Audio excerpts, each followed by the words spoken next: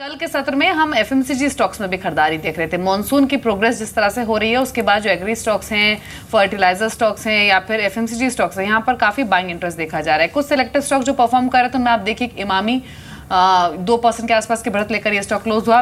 Britannia में कल खरीदारी देखी जा रही थी। ब्रिटानिया भी कल ऑलमोस्ट 2% के सर्ज के साथ 2618 के स्तर पर क्लोज हुआ। और एक स्टॉक था मैरिको में करीब 1.25% की मजबूती थी, तो 259-260 के स्तर पर ही कामकाज कर रहा था। लेकिन समीर, मैरिको ट्रेडिंग पर्सपेक्टिव से आज के लिए कैसा लग रहा है आपको?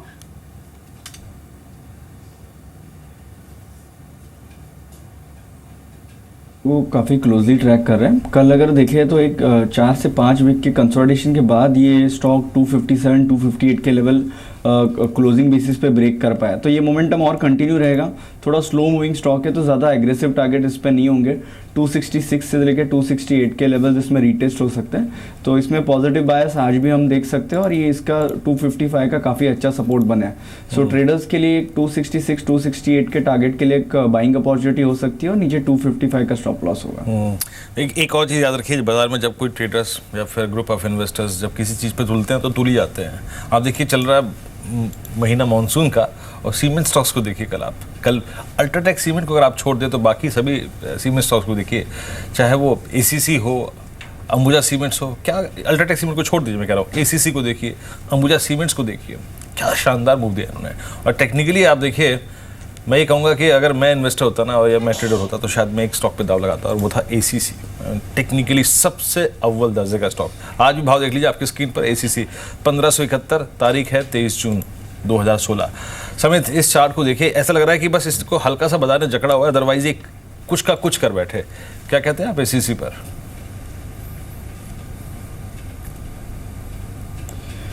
जी हाँ, जैसे आपने राइटली पॉइंट आउट किया कि इसकी ट्रेंड काफ़ी स्ट्रॉन्ग है और ये स्टॉक अगर 2 वीक से हम देखें तो थोड़ा कंसोलिडेशन मोड में है, but from current level also ये स्टॉक में आप ऊपर के लेवल देख सकते हो। 1620 1650 के लेवल इसमें दिखाई दे सकते हैं और 1550 का इसमें एक काफ़ी अच्छा बेस बन गया है।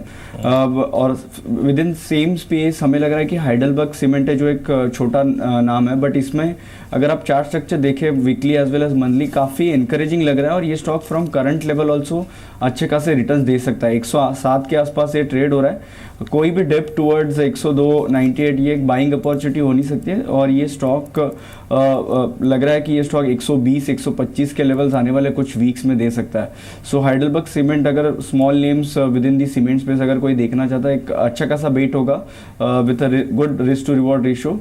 और नीचे अगर देखें तो 95 92 का इसका एक अच्छा खासा बेस बन गया है। अविनाश, संक्षेप में आपकी सीमेंट में चॉइसेस क्या हैं?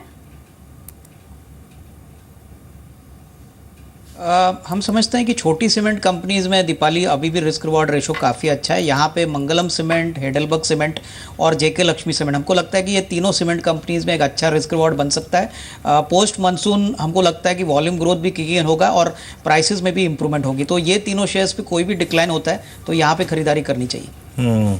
चलिए, अब वक्त हो गया थोड़ा सा उन ट्रेड्स को समझने का जिस पर आप फ्यूचर्स नहीं, कैश नहीं, जिनमें आप ऑप्शंस के जरिए ट्रेड कर सकते हैं। देखिए, आज एपिक रिसर्च ने हमारे साथ 2 ट्रेड डिस्कस किए हैं। देखिए, डीएलएफ आज सुबह हमारे 50 स्टॉक्स की कैटेगरी में ये स्टॉक भी शामिल था।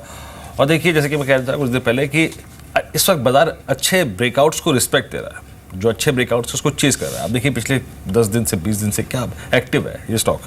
एपिक रिसर्च ने कहा है कि आप इसकी एट द मनी यानी करीब 144 की कॉल खरीदिए ₹5.25 के आसपास और आपको 9 से 10 रुपये का टारगेट मिल जाएगा, यानी इस सीरीज के अंतिम पड़ाव में। लास्ट वीक में एपिक रिसर्च का मानना है कि यहाँ मोमेंटम जनरेट होगा, तो टीएलएफ पर नज़र रख के चलिएगा और स्टॉप लॉस ₹2 का रखिएगा। हालांकि एक्सपायर भी होने दीजिए इस ऑप्शन को, तो कोई दिक्कत की बात नहीं है। फिर वेदांता, यहाँ पे थोड़ा मेटल्स में उनका रुख जो है वो तेज़ी का है। हिंडाल्को, वेदांता पे स्पेशली उन्होंने बेट की है। यहाँ पर एट द मनी 125 की कॉल खरीदनी है ₹4.5 के आसपास, लगभग ₹4.40 ₹4.50 के आसपास आपको मिल जाएगी। और 125 का जो लक्ष्य है वो लगभग 8 से 9 रुपये लेके चलिए। स्टॉप लॉस ₹2.5 का। मेटल्स की बात हो गई और एक डीएलएफ की बात हो गई। समित, अच्छे 4 की कैटेगरी में आप डीएलएफ को कहाँ प्लेस करेंगे?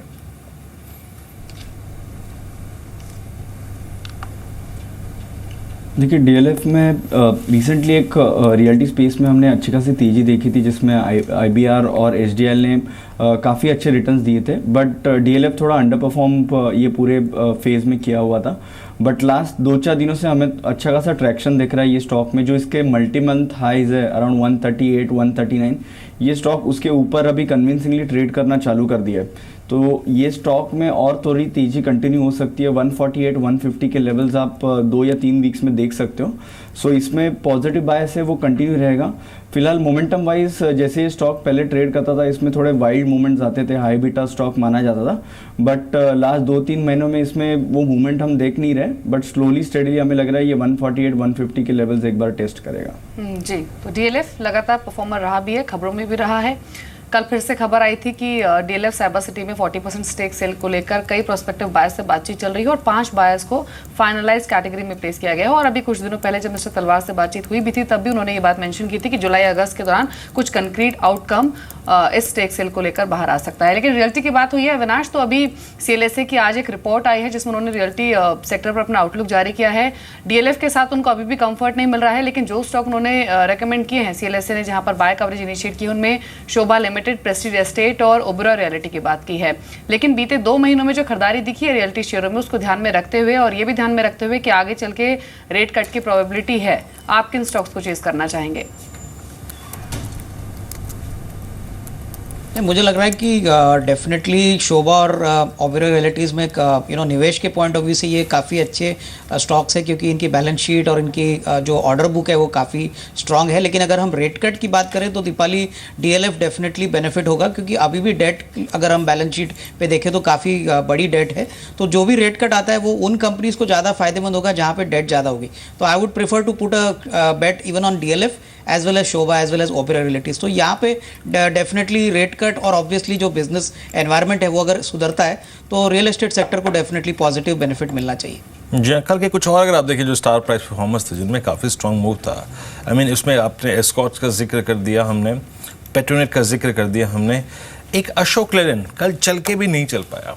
अशोक लेलैंड को देखिए, इस दौर के अगर आप 3-4 ब्रेकआउट फेलियर्स को देखिए ना, तो वो था अशोक लेलैंड। और इसी स्पेस का कमर्शियल व्हीकल सेगमेंट में आप एक एमएनएम को देखिए, कितनी स्ट्रॉन्ग पॉसिबिलिटी इसने अगर आप देखिए बता दी थी कि भैया मैं 1400 के ऊपर निकलूंगा, लेकिन ये भी इसने भी रिवर्सल ले लिया। फिर आप देखिए टीवीएस मोटर्स को, टीवीएस मोटर्स ये भी अच्छा चलने को तैयार था, लेकिन इसने भी ऑलमोस्ट रिवर्सल ले लिया 295 के स्तर पे। लेकिन फिर भी इसने समहाउ वो जो फीलिंग थी ना कि मैं कभी भी निकल सकता हूँ, वो बनाए रखी है। इनमें से कोई शॉर्टिंग का कैंडिडेट आपको नज़र आता है इस वक्त? इनफैक्ट अविनाश, जिनको अवॉइड कर सकते हैं या फिर पॉसिबली शॉर्ट कर सकते हैं इस वक्त TVS Motors, M N M, Ashok Leyland? नहीं, मुझे लग रहा है कि इन सारे शेयर्स में मेरे ख्याल से अगर जो शेयर शॉर्ट कर सकते हैं शॉर्ट टर्म में, मुझे लग रहा है टीवीएस मोटर्स रहेगा, क्योंकि जिस हिसाब से भाव बढ़ चुका है, मेरे ख्याल से कोई भी इंक्रीमेंटल वॉल्यूम ग्रोथ आता है तो वो शेयर ने ऑलरेडी, हमको लगता है FY17 के भी 1-2 क्वार्टर्स मार्केट ने पूरी तरह से इस स्टॉक में डिस्काउंट कर चुके। तो टीवीएस मोटर्स में डेफिनेटली मुझे लग रहा है कि शायद गिरावट के लिए स्कोप है, both from fundamental as well as technical perspective. तो यहाँ पे शॉर्टिंग के लिए अपॉर्चुनिटी है। एमएनएम में मैं नहीं समझता हूँ कि कोई शॉर्ट जाना चाहिए। जी, अभी कुछ देर पहले हम मदरसन सुमी की बात कर रहे थे और एक ब्रेग्जिट वोट से ठीक पहले एक हैंगओवर जरूर शायद रहे स्टॉक पर, लेकिन एक फैक्ट ये भी है कि एक तो 2 सत्रों में ये स्टॉक चला भी है और आज फिर से खबरों में है, हर्ड ऑन द स्ट्रीट है कि कंपनी बड़े मेगा रिस्ट्रक्चरिंग प्लान को आगे बढ़ाना चाहती है, फंड्स रेज करने के लिए और अपने एग्जिस्टिंग बिजनेस को एक्सपैंड करने के लिए। और इस तरह की खबरें हैं कि मदरसन सुमी को संवर्धना मदरसन ऑटोमोटिव सिस्टम ग्रुप के साथ मर्ज किया जा सकता है। तो नजर रखकर चलिए, स्टॉक में 2 सेशन में चला भी है। बहुत संक्षेप में आपका कमेंट क्या है समीत मदरसन सुमी में?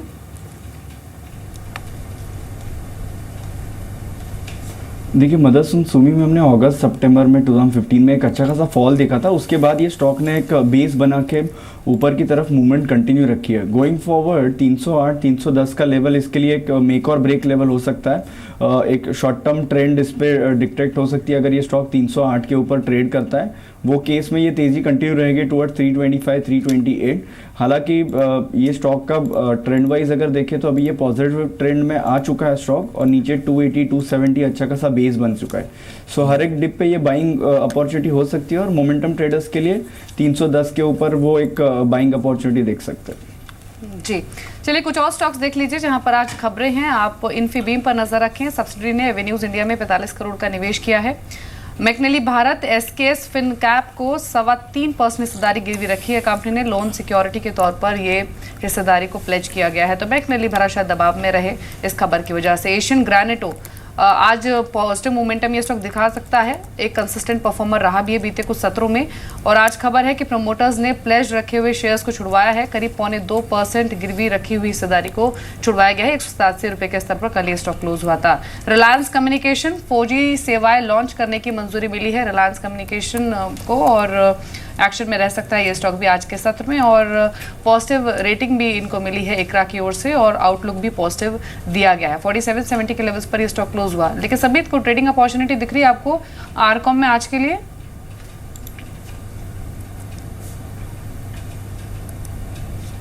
नहीं, फिलहाल अगर इसकी प्राइस एक्शन देखें तो इसमें स्टॉक में कोई मेजर ट्रेंड नहीं दिख रहा है। 45-46 का हालांकि काफ़ी अच्छा सपोर्ट है, बट वॉल्यूम भी इतने खास नहीं है और प्राइस एक्शन में भी कोई इनकरेजिंग साइंस नहीं दिख रहे।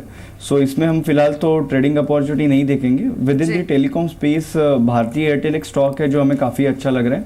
372-374 के लेवल्स हम आने वाले 4 से 5 दिनों में इसमें एक्सपेक्ट कर रहे हैं।